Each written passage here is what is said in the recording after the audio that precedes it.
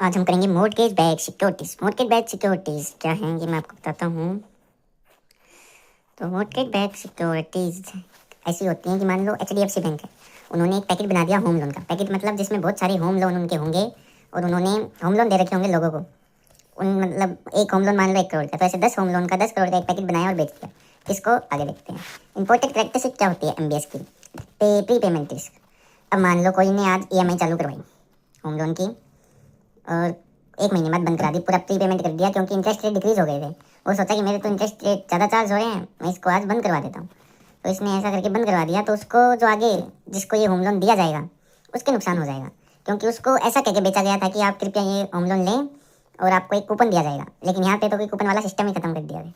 Some make prepayment entry they sell their loans और reference their mortgage decrease in interest rates. Interest rate decrease हो जाती है। Refinance their mortgage at lower ratio.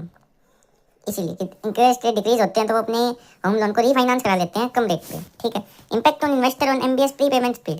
अब investor of MBS के investor को क्या prepayment speed में impact होगा? In low rate environment receive cash flow sooner than expected. अब उसने बॉन्ड खरीदा इसलिए था कि उसको फिक्स इनकम मिलती रहे जब मार्केट नीचे हो, लेकिन हो गया उल्टा। ज़्यादा रेट के चक्कर में उसने ऐसे लोन खरीदे, अब रेट डिक्रीज हो गई, लोगों ने रिफाइनेंस करवा लिया और उसका सारा पैसा जल्दी आ गया। एंड फेस लोअर री इन्वेस्टमेंट रिटर्न। अब उनको री इन्वेस्टमेंट रिटर्न भी लोअर मिलेंगे। अगर बैंक उनका मॉर्गेज बदलेगी वो भी कम रेट पे बदलेगी ना। Has expectation of prepayment of MBS, they will not rise as much as in response to decreasing interest rate. As expecting of prepayment of MBS, they will not rise as much as in response to decreasing interest rate. Two type of risk होते हैं इसमें। Extension risk, payment will be slower then expected. MBS investor wait longer for their cash flow is called extension risk. अब उनका पैसा, अभी मान लो इसमें तो प्री पेमेंट रिस्क था, लेकिन यहाँ पे उसका पैसा ही नहीं आया। मैच्योरिटी पे पैसा नहीं आया, उसने डिले कर दिया EMI वाले ने। मतलब होम लोन जिसने लिया था उसने डिले कर दी पेमेंट, तो फिर उसको एक्सटेंशन रिस्क हो जाएगा। उसको लॉन्गर वेट करना पड़ेगा। हालांकि उसको इस लॉन्गर वेट के लिए इंटरेस्ट ज़रूर मिलेगा, लेकिन फिर भी रिस्क ही है। आखिर होम लोन वाला बोल दे मेरे पास पैसे नहीं, फिर क्या करे बंदा। The risk prepayment will be faster than expected, leading to cash flow arriving than expected. तो रिस्क की जो प्री पेमेंट है ना वो फास्टर हो जाएगी एक्सपेक्टेड से, leading to cash flow arriving than expected. Arriving sooner than expected आएगा यहाँ। तो प्री पेमेंट में फास्टर प्री पेमेंट हो जाएगी, जिससे कि उसको कॉन्ट्रैक्शन रिस्क हो जाएगा। To reduce risk time tranching क्या है? MBS, अब रिस्क को रिड्यूस करने के लिए MBS के पास पहला सॉल्यूशन ही time tranching. MBS with time tranching will have different classes with different maturities. अब MBS डिवाइड कर देगी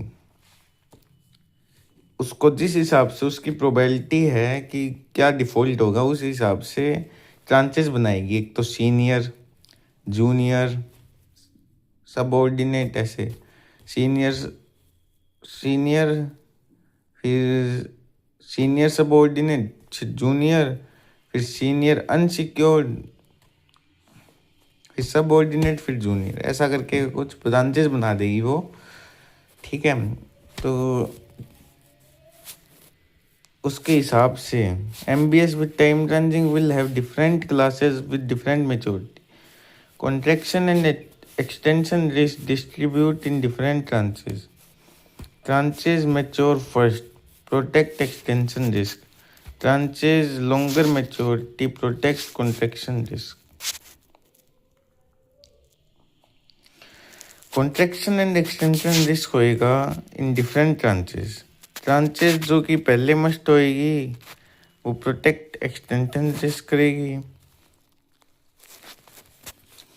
अब जो ट्रांचेस पहले मैच्योर होंगी वो एक्सटेंशन रिस्क को प्रोटेक्ट करेंगी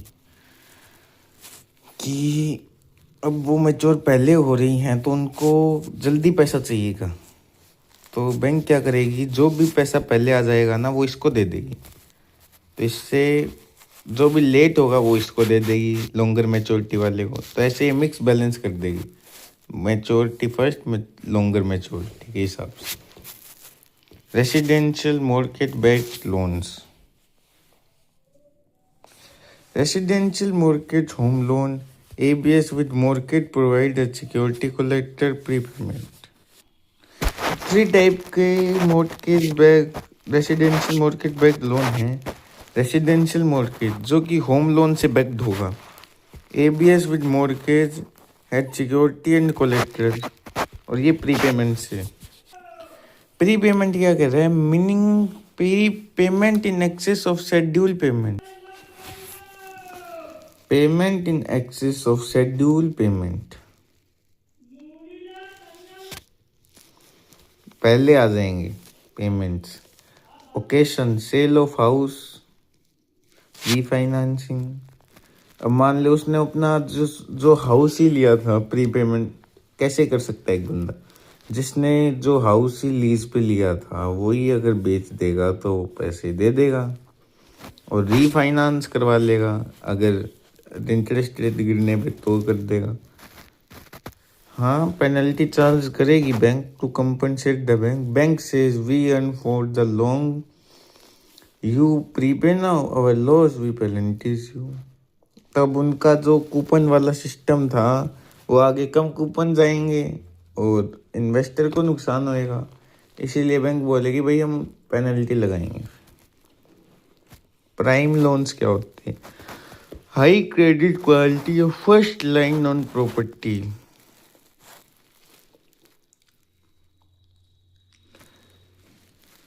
तो ये लो रिस्क होता है। फर्स्ट लेन वाले मतलब अच्छे होते हैं, फिर सेकंड लेन, फिर ऐसे जूनियर, ऐसे चलता है ये। फर्स्ट लेन वाले सबसे अच्छे होते हैं लोन्स, इसका low risk. Home loan, bank, DG, on loan to value ratio, bank loan only, liability 7 crore. First lane, if borrower default 10 crore, home sold 8 crore.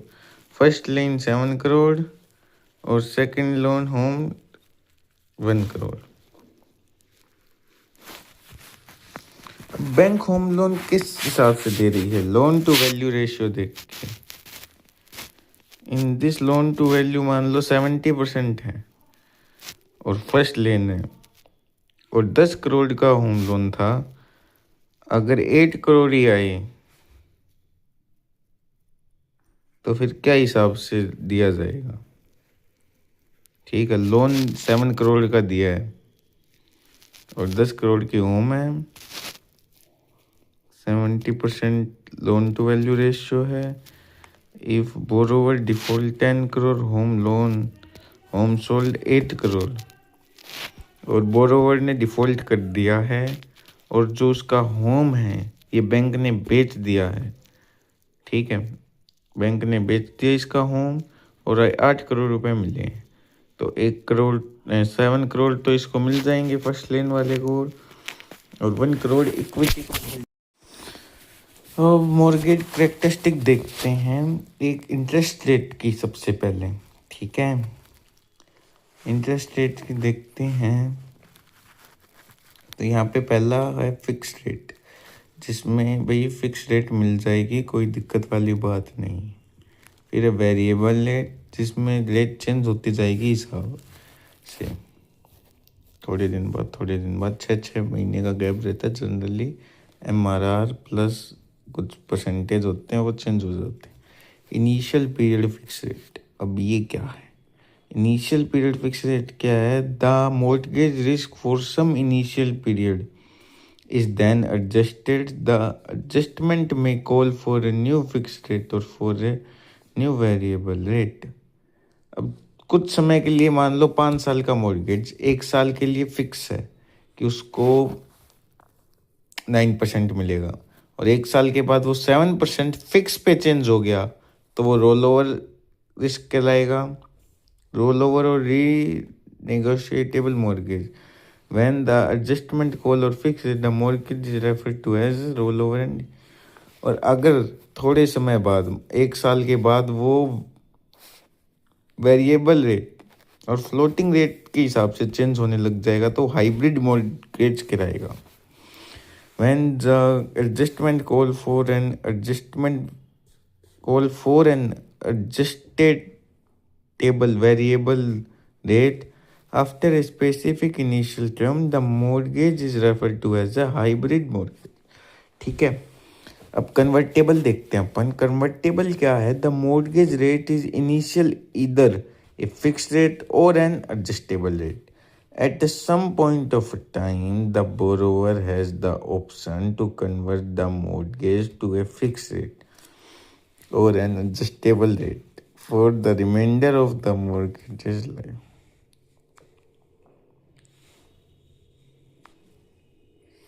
Convertible क्या है कि थोड़े समय बाद, मान लो 1 साल के बाद फिक्स रेट का हो गया तो रोल ओवर, और फ्लोटिंग रेट का हो गया तो हाइब्रिड। और अगर 1 साल के बाद बोरोवर को ऑप्शन मिला कि किस में आप चेंज करना चाहेंगे तो वो हो गया कन्वर्टेबल। और सेकंड रेट में क्या करेक्टरिस्टिक है? अगर बोरोवर ने पे करने से मना कर दिया तो जो होम है उसका बैंक उसका पोसेसन कर देगी एंड मतलब जब्त कर लेगी और ऑक्शन या सेल के लिए उसको लगा देगी। दिस प्रोसेस कहेगी foreclosure. Lenders right in the foreclosure, जिसने ये मतलब दिया है रिकोर्स लोन। रिकोर्स लोन क्या है? Lender has a claim over collector and asset has well. तो अब रिकोर्स लोन क्या होते हैं? रिकोर्स लोन का सिंपल तो ये है भाई, अगर आपकी कोलेट्रल बेच के भी रुपए वापस नहीं आए तो बैंक क्या करेगी? आपके खाते में से रुपए निकाल लेगी, मतलब आपकी कोई एसेट बेच देगी। अगर उसके पे है तो, वरना लेके बेच देगी, घर आ जाएंगे वो, आपका घर बेच देंगे जिसमें रहते हैं वो।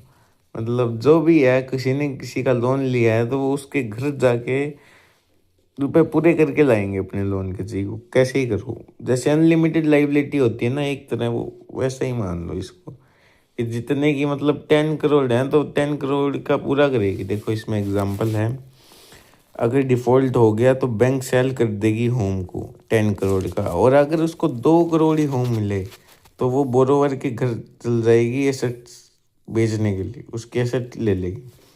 और नॉन रिकोर्स लोन के अब आपको पता ही होगा, रिकोर्स और नॉन रिकोर्स उसका उल्टा होता है कि बैंक कह देगी कि भाई, बोरोवर कह देगा भाई कोलेट्रल है, ये लिमिटेड लाइबिलिटी वाला केस।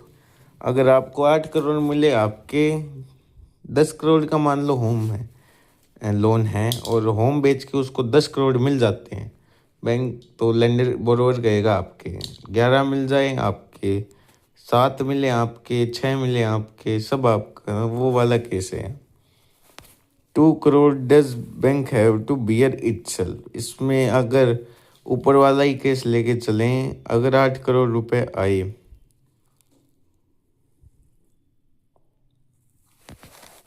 तो फिर 2 करोड़ बैंक खुद बियर करेगी। लोन आउटस्टैंडिंग 100 का, होम लोन 70 का,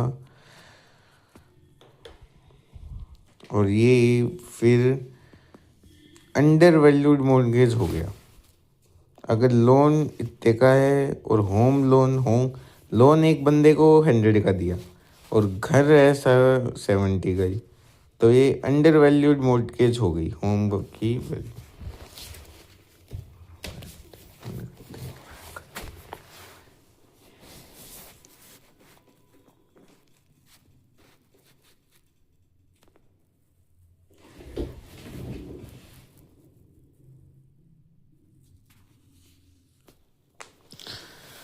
तो अब अपन देखते हैं agency and non agency RMBS. ठीक है, agency RMBS issued by federal agency जन्मा, ठीक है, और जो इशूड बाय और जो बैक्ड बाय यूएस गवर्नमेंट। मतलब इसमें दो प्रकार के हैं एजेंसी आरएमबीएस में, रेसिडेंशियल मॉर्टगेज बैक्ड सिक्योरिटी में। एक तो वो होंगे फेडरल एजेंसी जन्मा के द्वारा और दूसरे होंगे फेडरल गवर्नमेंट सपोर्टेड इंटरप्राइजेस, फेनामई और फेडीमैक। इनमें फ़र्क क्या है? जन्मा है ये यूएस गवर्नमेंट के द्वारा होते हैं और ये यूएस गवर्नमेंट के द्वारा नहीं होते, लेकिन अच्छी क्रेडिट रेटिंग होती है ये, और मतलब दूसरी गवर्नमेंट से हो सकते हैं। मतलब यूएस में अगर इंडियन गवर्नमेंट का हो तो वो शायद फेनीमी कहलाए, है ना। तो नॉन एजेंसी बैंक और नॉन एजेंसी वाले, जैसे मैंने आपको बताया था कि यूएस जन्मा तो होंगी यूएस गवर्नमेंट और फेनीमी इसकी एक अलग कॉरपोरेशन बनाई गई है जीएससी नाम से। मतलब जीएससी कंपनी बनाई गई है जिसमें गवर्नमेंट इसका सपोर्ट करती है। मतलब इसको इंटरेस्ट कम देना होगा, ऐसे वैसे कई चीज़ें हैं, ठीक है। गुड क्रेडिट क्वालिटी, अच्छी क्रेडिट क्वालिटी इसकी। और नॉन एजेंसी है जो इशूड बाय प्राइवेट एंटिटीज है, नॉट बाय गवर्नमेंट। ये इंडियन गवर्नमेंट के द्वारा नहीं हो सकता इशू, इसलिए वाले में थोड़ा गलत, ठीक है। और non agency RMBS issued by private entities not by government, ठीक है। तो आरएमबीएस क्या है? एजेंसी आरएमबीएस के हैं पूल ऑफ कन्फर्मिंग लॉज और नॉन एजेंसी आरएमबीएस के हैं pool of non conforming loans. मैं आपको आगे बताता हूँ conforming and non conforming loan जो कि क्राइटेरिया पूरा करें। Loan to value ratio, loan documentation, size of loan, whether insurance is required और नोट। ये अगर 4 क्राइटेरिया पूरा कर लेते हैं तो वो कन्फर्मिंग लोन, और नहीं कर पाते तो नॉन कन्फर्मिंग। अब नॉन एजेंसी नॉन कन्फर्मिंग होते हैं, ये रिस्कियर होते हैं, तो इसके लिए सॉल्यूशन क्या है? 2 सॉल्यूशन निकाले जा रहे हैं, इंटरनल एक्सटर्नल। इंटरनल में क्या है? क्रेडिट ट्रांचिंग होगी, ओवर कोलेटराइजेशन होगा। क्रेडिट ट्रांचिंग में ट्रांच बनाई जाएगी, और ओवर कोलेटराइजेशन में क्या होगा कि मान लो 10 करोड़ का कोलेक्ट्रल है तो 7 करोड़ का होम होगा, ठीक है, ऐसा। और reserve account, access cash reserve by bank extra, और रिजर्व अकाउंट बनाया जाएगा। बैंक का एक्सेस कैश रखा जाए, बैंक इसके लिए अलग कैश रखेगा अपने पास एक रिजर्व में, अगर डिफ़ॉल्ट हो गया तो वो वहाँ से थोड़ा पे कर देगा। और शिफ्टिंग इंटरनल मैकेनिज्म, तो ये पॉइंट क्या बता रहा है कि क्रेडिट एनहांसमेंट कर देगा सीनियर ट्रांच की, क्योंकि ये पुअर परफॉर्मेंस होने के कारण कोलेक्ट्रल की वैल्यू कम हो गई, तो वो सीनियर ट्रांच वालों को ज़्यादा प्रायोरिटी देगा बैंक, ठीक है। जो सीनियर के नीचे होता है सबऑर्डिनेट, तो स्टॉप कर देगा subordinate bond classes from receiving payment for a period. वो सबऑर्डिनेट की पेमेंट कूपन बंद कर देगा अगर ईएमआई स्टॉप हुई। और second collateral amount not even recover senior tranches, stop interest of subordinate principal, तो सबऑर्डिनेट वालों का इंटरेस्ट भी बंद कर देगा अगर कोलेट्रल अमाउंट रिकवर नहीं हो गई सीनियर ट्रांस की तो इंटरेस्ट तो इसको मिलना ही नहीं, और बोलेगा प्रिंसिपल भी भूल जाओ, प्रिंसिपल भी नहीं देते। अब है external, corporate guarantee by seller, bank letter of credit, bank insurance. External है ये ऑलरेडी डन हो गए हैं। इसमें लगभग ऐसा कुछ था कि कॉर्पोरेट गारंटी बाय सेलर, कि सेलर के द्वारा गारंटी होगी, वो कहीं ना कहीं से मतलब दूसरे लोन को इसमें दे के पूरा कर देगा, और बैंक भी ऐसा ही करेगी, लेटर ऑफ क्रेडिट निकालेगी कि कितना अच्छा है कितना बुरा है, उस हिसाब से बैंक भी कुछ जुगाड़ करेगी, मतलब जो दूसरे लोन होंगे उससे पैसा रिकवर करने की कोशिश करेगी। बॉन्ड इंश्योरेंस होगा और होगा, ऐसे थोड़े एक्सटर्नल फैक्टर। अब अपन चलते हैं mortgage pass through security. Agency RMBS is a type of mortgage pass through security. MPTS क्या है? Security issue by SPC for purchasing various securities. Each mortgage pass through security represent a claim on the cash flow from the pool of mortgage. Mortgage includes in pool is securitized. तो ये क्या बता रहा है कि security जो SPC issued by SPC है, जो कि उसने परचेज करी है वेरियस सिक्योरिटीज के बदले, तो उसका एक पूल बनाएगी और वो इन्वेस्टर को करेगी, और जो उस पूल में जो कैश फ्लो होगा वो each mortgage pass through security represent करेगी a claim on the cash flow of the pool of the mortgage है, जो कि इंक्लूड कर रहा है सिक्योरिटाइज मॉर्गेज को।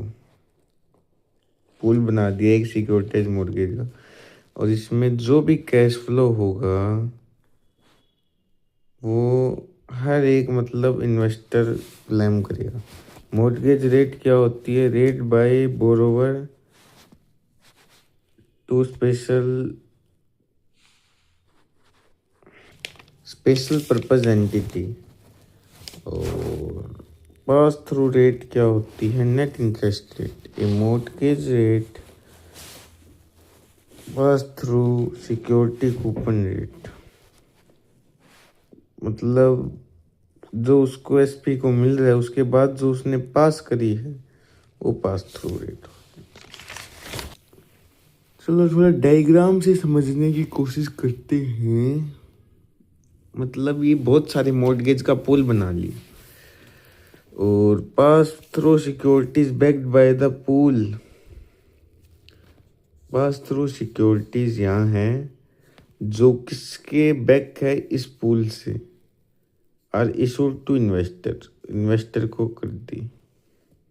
ठीक है, तो यहाँ बोरोवर है, बैंक मॉर्गेज रेट करेगा एसपी को, और एसपी इन्वेस्टर को देगा पूल बना के यहाँ से, तो वो होगी पास through rate, not interest rate. हाँ, तो इसने आगे 6% दिया और 1% एसपी अपना रख लेगी, ऐसा।